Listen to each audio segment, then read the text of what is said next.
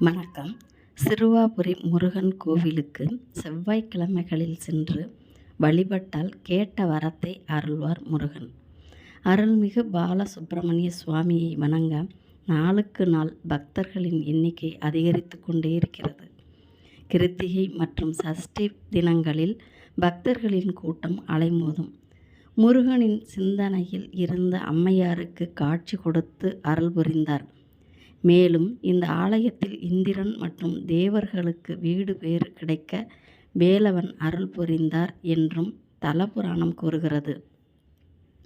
திருவண்ணாமலையை நினைத்தாலே முக்தி என்பது போல சிறுவாபுரி முருகப் பெருமானை நினைத்தாலே வேண்டியது கிடைக்கும் என்பது நம்பிக்கை.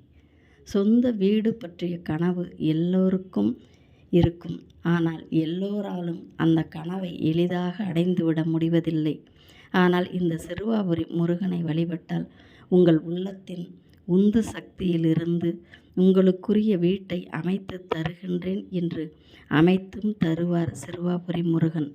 சிறுவாபுரி சென்று அன்போடு வணங்கினால் நினைத்த காரியம் நினைத்தபடி நிறைவேறும் என்று அனுபவபூர்வமாக கூறுகிறார்கள் பக்தர்கள். அருணகிரிநாதர் திருப்புகழ் இந்த திருத்தலம் பற்றி பாடியுள்ளார். மூலவர் பாலசுப்பிரமணிய சுவாமி நின்ற கோலத்தில் பக்தர்களுக்கு அருள்பாலிக்கிறார். தலவிருட்சமாக மகிழ மரம். திருக்கார்த்திகை, நவராத்திரி, தைப்பூசம், பங்குனி உத்திரம் ஆகிய விழாக்கள் சிறப்பாக கொண்டாடப்படும். நிலம், வீடு, வீட்டு மனை என பூமி சம்பந்தப்பட்ட எந்த விஷயமாக இருந்தாலும் இங்கு வந்து வணங்கி சென்றால் உடனே அவர்களுக்கு கைமேல் பலன் கிடைப்பது நிதர்சனமான உண்மை.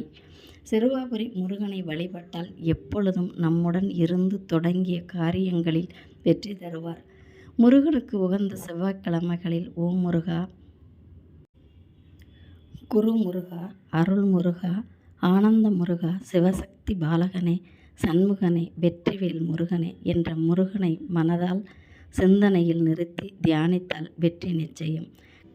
நன்றி, வணக்கம்.